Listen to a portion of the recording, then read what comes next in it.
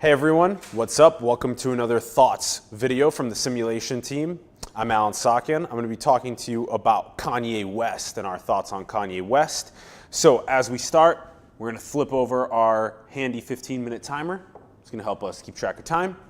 So as you guys know, these videos are to try and distill and disseminate all of the variables and nuance that is going on in the media and in the sphere of all the communications about certain topics. And we're trying to really be a disseminator as well as highlight all of the nuance and multivariability. So we're trying to not polarize, trying to not be binary, but trying to really unpack all of the variables. And we're coming at you hot with some info on Kanye today. So some of our thoughts on Kanye. First thought, it's really important to remember his history.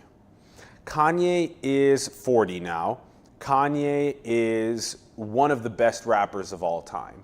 And with the weight of being the best rapper of all time comes a lot of depression, anxiety, fame, money, drugs, women, cars, houses, all that stuff. That's a lot for people to handle. I mean, that's ridiculous, and it usually ends people in the same place that Kanye went to, which was needing to get some sort of help from hospitalization and just getting some sort of therapy to get over things. So he's really been on a hero's journey. Kanye has absolutely been on a hero's journey. He's been going through a lot of ups and downs to get to where he is today. And I think that's really important to recognize and understand, and also just be with how difficult his hero's journey has been. Like, take into account that the same guy that raps about things like the California Corrections Agency, meanwhile the CCA teamed up with the DEA, they trying to lock us up, they try and make new slaves.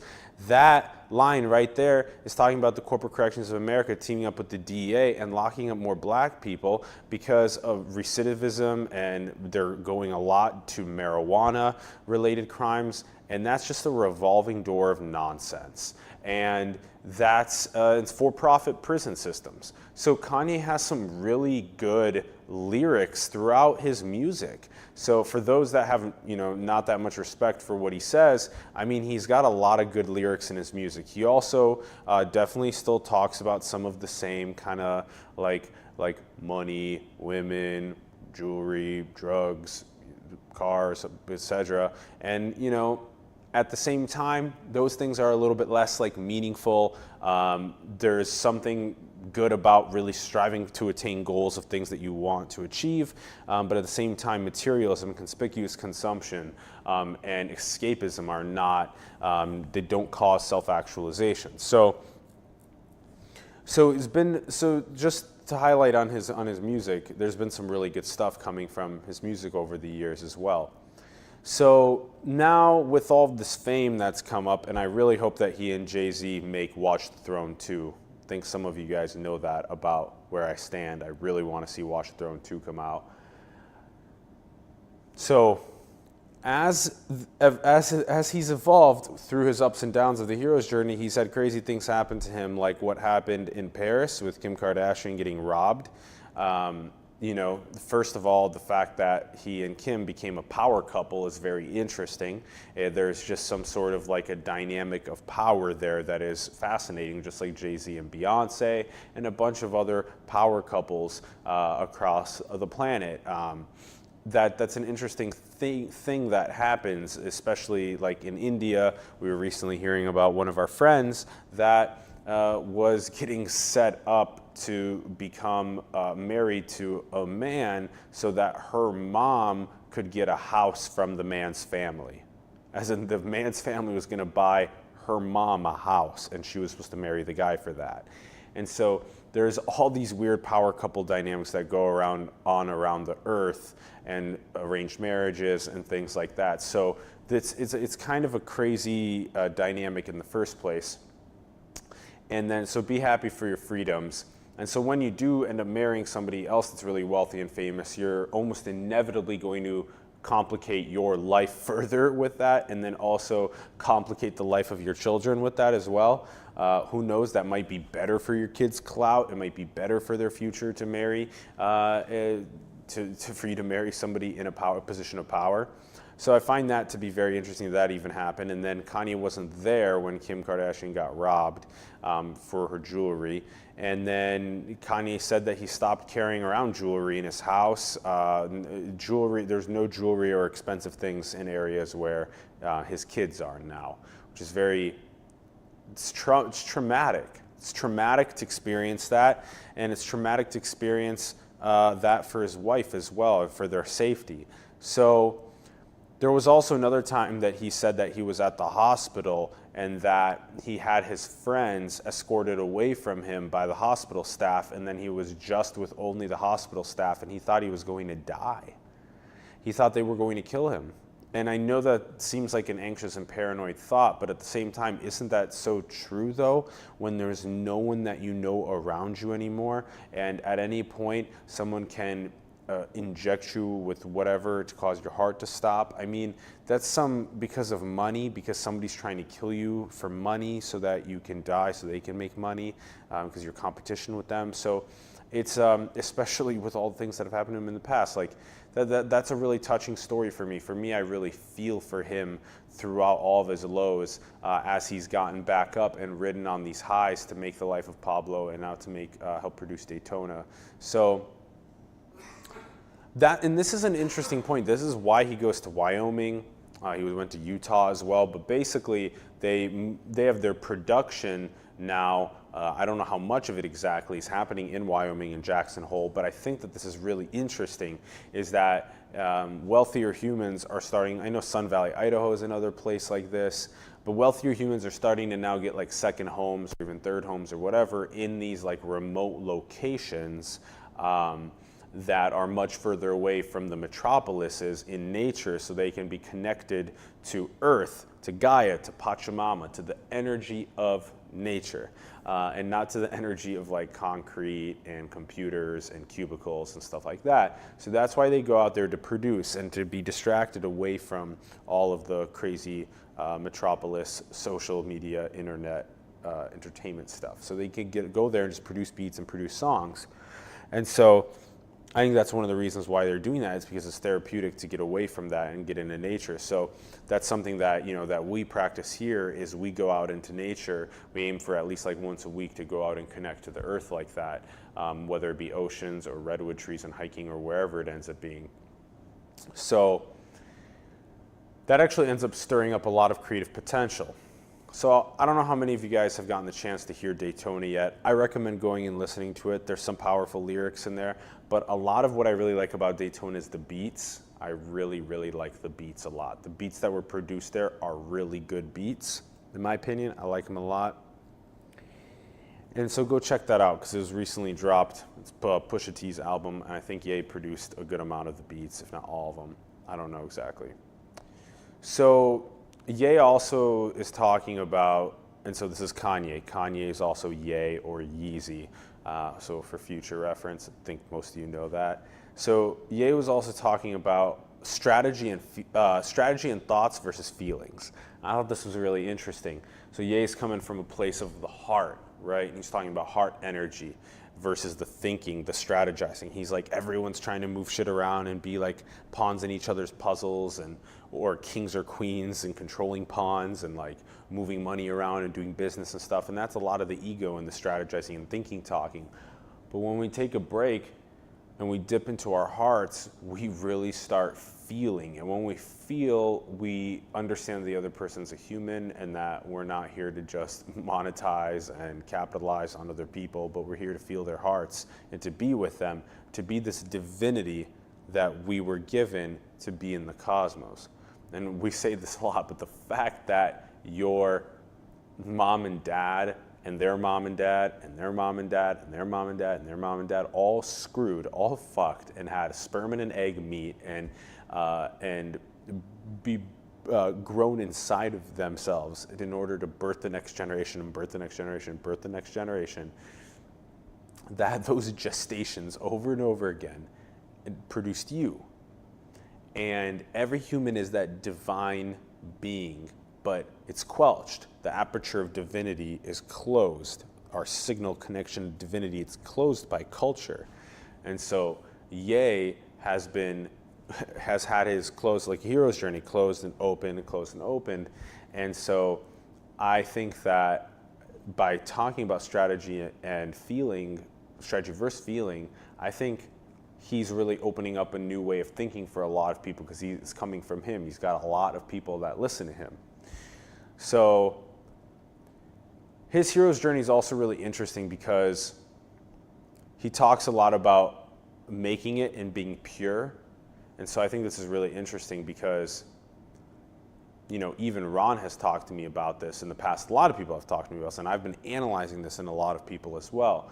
But it's really difficult to stay pure while you make it, because typically what ends up happening is a good amount of fame or success or money or whatever comes in, and people change so fucking much.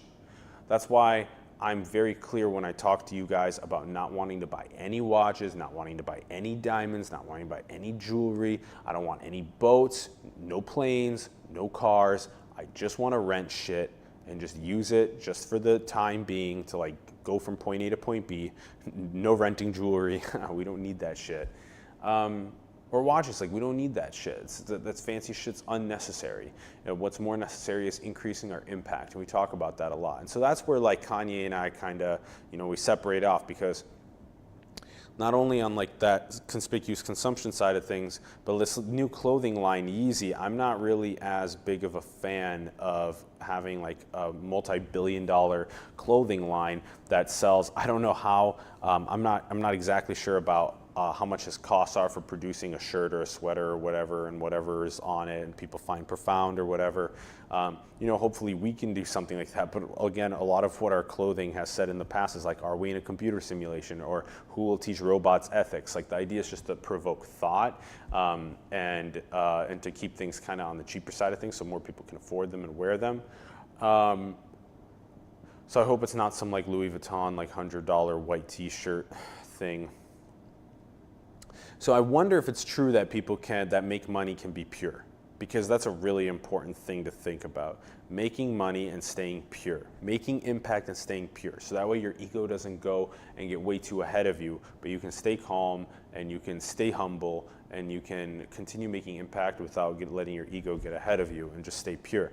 And we think that 5-MeO, DMT, meditation, things like that help a lot with that process as well of ego eradication. So this is all very interesting things and parts of Kanye's hero's journey, and these like little bits of what he's been teaching. He also taught about these tools. He was like, as you're climbing up the mountain, like kind of like the hero's journey, climbing up the mountain, you see some really good tools at the top, but you only realize when you get to the top, usually, that the tools that you gained along the way of climbing the mountain were better than the tools at the top of the mountain. I thought that was a really interesting analogy from Ye. All right, moving on to the second point. So we're almost done with our first 15-minute timer, and I got two more of these points. All right, this point is about victimization versus economic development. And I think this is a pressing point, and it's kind of happening a lot. A lot of conversations are happening about it today. I made a post recently about how I thought that that a lot of victimization, a lot of people saying that they're victims, is actually has a direct impact alongside people being megalomaniacs. So people that are overly egotistical about exerting power and control over other people are causing a lot of other people to feel like victims and to say that they're victims. So I think they're directly related in that sense, and then people that say they're victims make megalomaniacs think, oh, I can take more advantage now and stuff. So that's just a heads up that those things are intertwined and interrelated. And so it's not as simple as just saying like, you know, slavery was a choice, or that it wasn't a choice, or that I'm a victim or I'm not a victim. But things are very complex and very nuanced and multivariate. And we'd love to sit down with Kanye and talk to him about these things in the nuance, because I think there's a good way that we could sit down with him and talk to him about things to open people up. For example, with economic development, when was the last time that that on the news, it wasn't about victimhood, but it was about, by the way, here's how to buy property and here's how to buy stocks. You know, I think that's a really good point. If you go to South Chicago and you go and you try and teach people about how to buy property and buy stocks, I think that's really fucking important. And I think that that would help launch up areas into better economic development rather than just victimization. So I thought that was really interesting. He also made some comments about like Harriet Tubman being on the $20 bill and how he thought that that was still some old slave shit. He said to put Michael Jordan on the $20 bill instead. I thought that was kind of interesting. I think Harriet Tubman is obviously, Rosa Parks, people like that are huge forces for good, MLK and Malcolm and stuff. But at the same time, I think that, you know, he's also kind of right, which is that like, make it like put Oprah on it, you know, put someone that is like a successful put Obama on it, right? Put someone that's a successful black figure from today that doesn't have anything to do with slavery on the bill, so that way people have something to aspire to achieve and to become, because they see that, oh, by the way, if Paul can do it, so can Roger, right? If Sally can do it, so can Shauna, right? So that's the general idea, is that you want to see other people like you that have succeeded, so that way you can also be like, I can succeed too, and you can get that benefit from your family. A lot of this still has to do with the social fabric conversation that we haven't unpacked in enough detail yet. We try on the show a lot, but as we strengthen the social fabric, it's not only about picking yourself up from your bootstraps and going forth into the world and actualizing, but also the social fabric around you becoming better and tighter and actualizing people as well in the communities around them. So having our basic needs more easily met.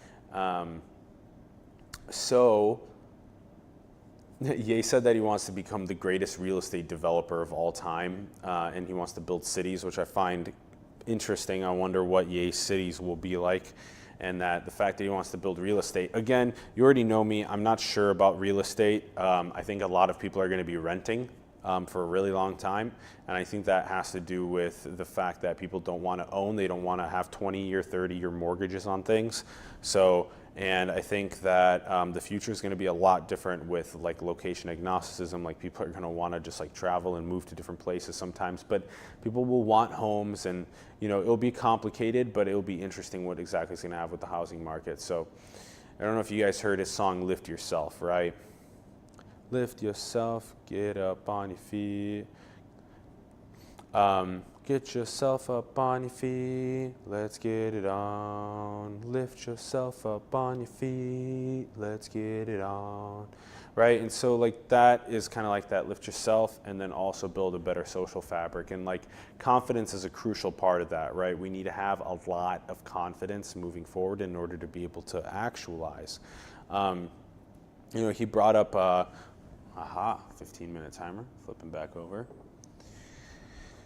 You know, he brought up like the fact that he was trying to talk to Zuckerberg and some of Zuckerberg's connections about getting evaluations for his company, and that he didn't get connected to the right people. And I thought that was interesting, that there's like something that people are trying to keep him misinformed. I wonder how accurate that is, and how I wonder how, like, what those dynamics are with people. Like, you know, there's plenty of times that I reach out to really successful people and I'm trying to engage with them, and I've never really thought about it before. Like, the reason why they're not engaging back with me is because they're trying to keep me misinformed. And so I wonder how often that's happening, because I don't think I'm doing that to other people, but I think that's really important to talk about. It seems as though that hopefully nobody's ever trying to keep other people misinformed. Or at least if you want to hold back information because it's a secret, just, you know, be like, sorry, I can't like talk about that right now, or whatever.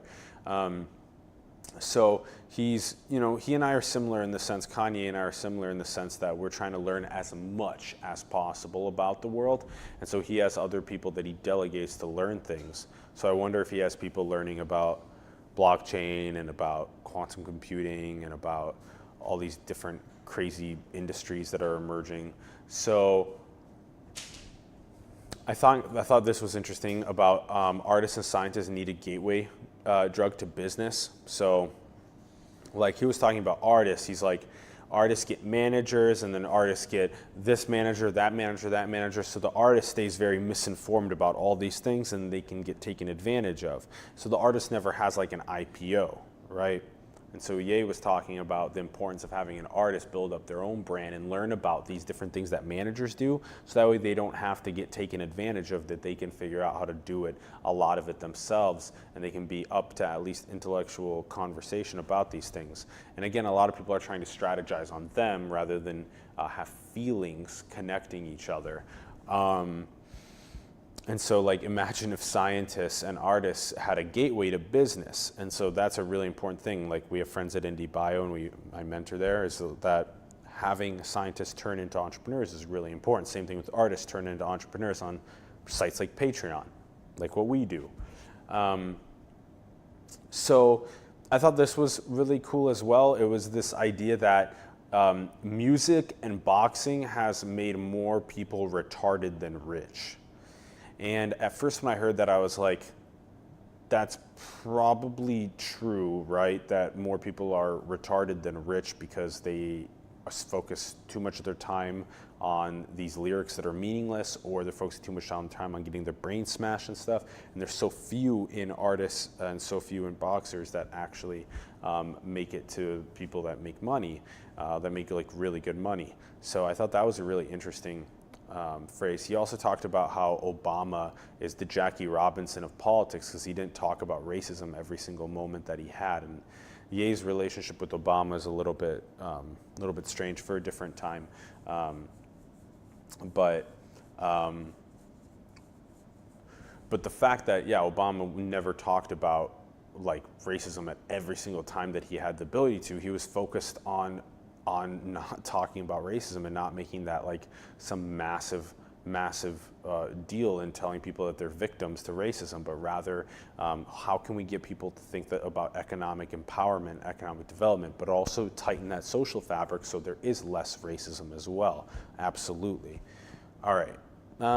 And I don't know if you guys watched the TMZ interview. I highly recommend watching him on TMZ and with Charlemagne, both those two, Charlemagne and TMZ, two separate videos. But he walked across TMZ to a guy that was disagreeing with him about slavery, and he walked across TMZ and he hugged him. So I think that requires a very grounded person, a loving person, kind person to walk over there and say, like, I love you, even though we disagree, I love you. And he did, and he went and said that across to someone that was not feeling the same thing he was feeling. And I think that's important for us to understand, is that we're humans first, and our ideas come second. And so I think it's important for us to love one another first and then discuss these ideas in a thoughtful and productive way. So just thinking about being a victim and economic development, how do we bring more economic development and prosperity, tightening that social fabric, getting people actualized rather than absorbing a victimhood mentality at all times. So, all right, so we have that, we have Ye's roller coaster, and now we're gonna talk about Ye talking about simulations, because he talks about simulation theory so much, and I wish we had more content of him talking about simulation theory, but Ye talking about simulation theory has been really interesting because obviously our show's called Simulation, and we would like to really extend Ye an invite to come on to the show to talk about this. But the notion that he mentions the Matrix all the time, like that civilization is the Matrix, like when he was going through the process of like anxiety and depression and all these consumption and materialism, all these things, that pressures that were forming around him, that he decided that he was in the Matrix. He was literally in the Matrix, seeing other people in the Matrix as well, and being in the hospital, being in the Matrix. And so he talks about it a lot, and I think that's really interesting because he wants to break out of the simulation. And one of the best ways to feel like you're breaking out of the simulation is to actually be a free thinker. So you'll notice that Ye talks about like how the media is a big trap, in that the narrative is not actually, the narrative's actually not even like positive at all. It doesn't vibe that well with like millennials and Gen Zers that are trying to find meaning or purpose in life. And so Ye is very clear about how that's the matrix, and people are lost in the matrix. They're lost in the simulation. We need to help them break through, and how especially people in like Southside Chicago and stuff, they're also lost in the matrix, just like a lot of other people on the planet are. And I think I'm slowly breaking through that as well, and hopefully that I can move out and be more of a free thinker and not have my opinions be controlled by a mainstream narrative that's run by fear and then algorithms on my devices that are just feeding me the things that they know that I'm going to be raged about. So to break through that and break through that control of people being controlled by the media and move forward, it requires free thinking, and it requires open-mindedness to free thinking and to learning from other people, and to not be a conspicuous consumer but to be a creator. So I think him talking about breaking through the simulation is fascinating, and he kind of did that with Taylor Swift, as you guys remember, when she won the award, because he came on a stage and he broke the simulation. He made an interruption, and he talked about how someone else should have won the award. So I think when we talk about hacking the simulation, I think Kanye and I have a very similar vibe about that, because in order to actually get to the point, we need to run our own simulations, and we need to see civilizations form. And then once we've seen them form, we can make a better analysis of where they've come and almost see ourselves exactly in the simulated world that we've made. And then we look back and we're like, whoa, that's the same evolutionary track, this planet orbiting the star, because we simulated it. And look at all these other rocks orbiting stars. And so I think letting go of a lot of the negativity and trauma that's built up in the species is so crucial. Species trauma, and moving forward and actualizing, and both as a self and collective. So it's so interesting that Kanye has went through this crazy hero's journey. Is one of the best rappers of all time, but has also went through these bits of drama and trauma, and then has now been a driving force for getting economic empowerment and economic development into people rather than victimization. And how we like simulation theory so much, I find really interesting and really fascinating. So I want to thank you guys for tuning into this episode on Kanye, our thoughts on Kanye West. If you guys had a good time, share the content with other people. Let's get some more thoughts circulating about Kanye. Give us a comment below with your thoughts. Subscribe and like the content, of course. Join the family. Also, create with this content. Go and write something about what your thoughts are on what's going on in the simulation world, or in the hero's journey that Kanye's went through, or in the economic empowerment world, and how we should be focusing on that. Or make a video, or make any content. Make content, create, don't just consume with it. And then also, we'll be making more thoughts videos soon. A lot of this, again, is us taking in all of this information and disseminating it. We have, a couple thought videos on Dave Rubin and Candace Owens, Charlie Kirk, Jordan Peterson, and Elon Musk, and now Kanye West. So we'll keep making these thoughts videos for you guys. So keep sharing them across, especially pages where people talk about Musk and Peterson and West and all these other people. So do give it a share across those pages. And help us out if this content was useful. Definitely join us on Patreon so we can continue sustaining the studio space and keep learning and growing and building great content for you, and keep building cool productions and live events. So thanks everyone for tuning in, and we'll catch you guys soon. Peace.